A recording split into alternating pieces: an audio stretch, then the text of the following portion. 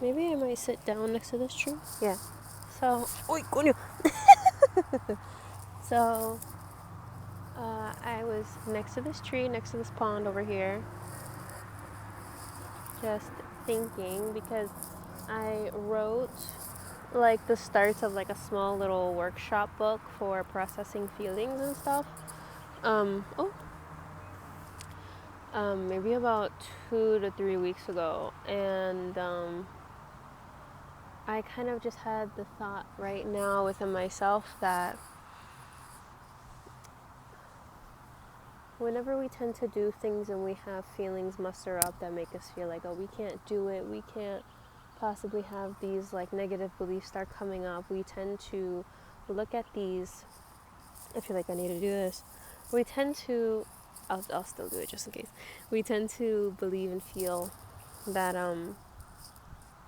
these beliefs are coming up to show us that, oh, we in fact are not worthy, we are not good enough, we are not wonderful, and we don't deserve the things that we want, and that this thing is coming up to try to stop us, and that there's some forces that we can't control trying to get us to not be our full selves, to be happy, to cross those boundaries and barriers, and truly embody who we feel and who we know that we are meant to be.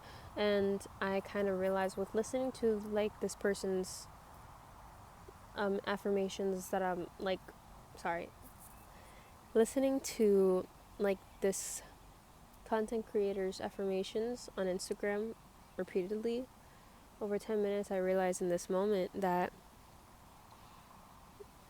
I already knew that it was a good thing that those feelings came up, but it kind of really processed for me in this moment that those feelings coming up are such a good thing. And the reason that they are such a good thing is because your body is willing to be so honest and so loving, so caring towards you, that it is allowing you to truly see for what it really is 100% the feelings and the beliefs that you have and that you hold that won't allow you to truly step into that thing. And it's like we, you know, to put it in like a human 3D perspective, we have friends and we have this notion that, oh, if they really cared for me, they would have told me something. If they really were my friend, then they would have,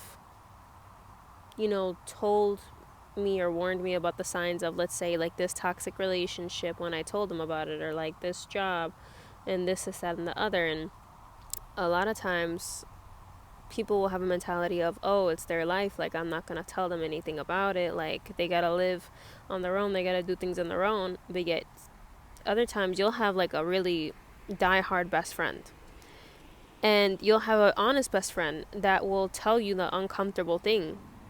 Like, it's, let's say, like, for example, I'm a girl, I've had girl best friends, and I've had a girl best friend tell me like a couple years ago about a guy that she kept having an on and off again thing with.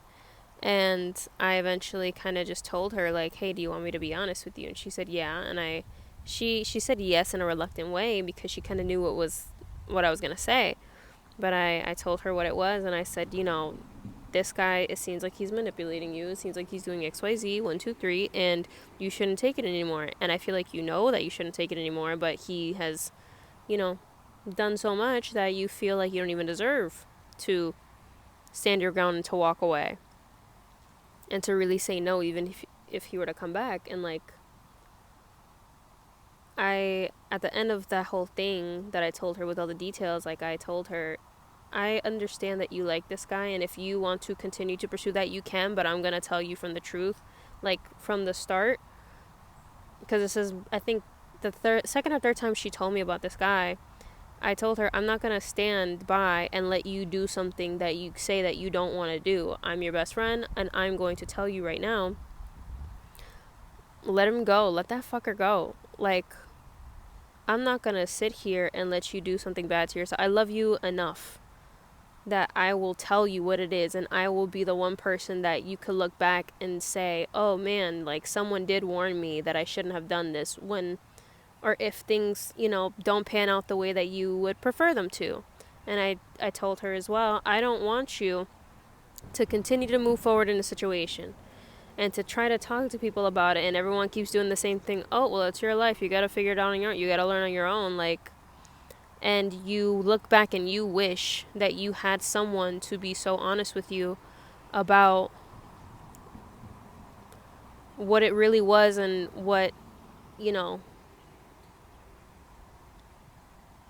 what you were doing and what you should do, like, in a loving way. And I told her, I don't want you to look back on my friendship at the very least, or me, and say, damn, I wish Angelica would have told me what it really was. Like, I spoke to her, etc., etc., etc. You know, so the same thing of that mentality, of that mindset. Your body is not trying to give you these things and show you these beliefs and show you these thoughts that you have about yourself to torture you and to make you feel that you're never going to be enough, that you're never going to amount to anything, that you are never going to be anything in life, and that you'll always be stuck. Like, that's just another belief. Those are just, all of those things are other beliefs stacked on top of each other. Oh, I think that was a mosquito. All of those things are just other beliefs stacked on top of each other that you also need to look at as well, but sometimes they just come in an avalanche that you can't really focus on one because it feels like there's a whole mountain.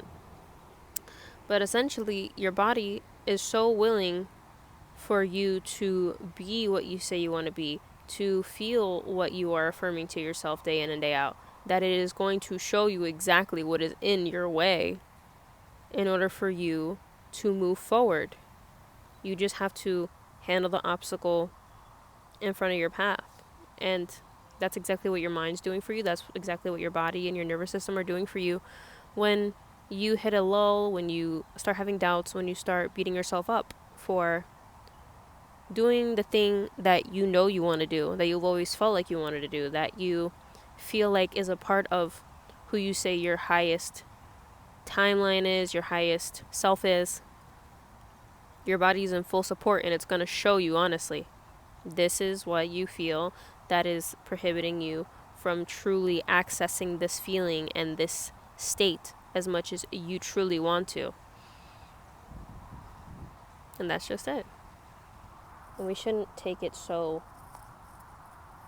I think, not that we obviously we shouldn't take it so to heart in such a negative way, but I think we've been taught as a society in America that we need to constantly mistrust ourselves, that we don't know any better, that we always need to have someone on the outside come in to assess us because we can't clearly see the picture. And there are so many beliefs that are, what's the word? I feel like it begins with a P. It's not perpetrated. Promoted? There's so many beliefs that are promoted within us, within our society, in order for us to doubt ourselves, in order for us to not try, in order for us to be scared, in order for us to focus too much on everything else except for the present moment and who we are, what we like, what we want.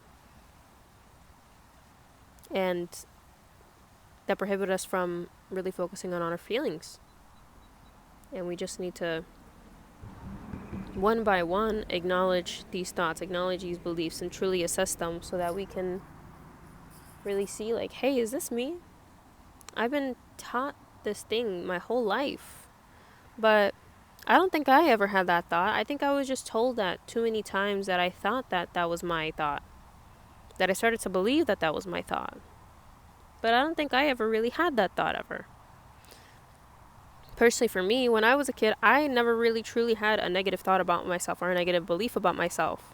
It was the people who were around me, raising me, the family that I was surrounded by, that taught me the negative things. And if I ever had a negative thought or belief myself, it was from the actions of the people who were around me.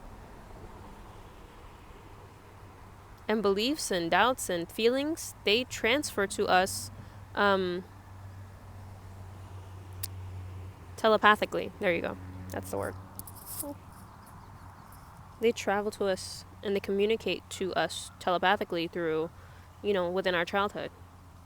So we telepathically take in subconscious beliefs, conscious beliefs, behaviors, thoughts, ideas, and beliefs from, our parents and from our family and from whoever raised us. And it's not that we can't undo them.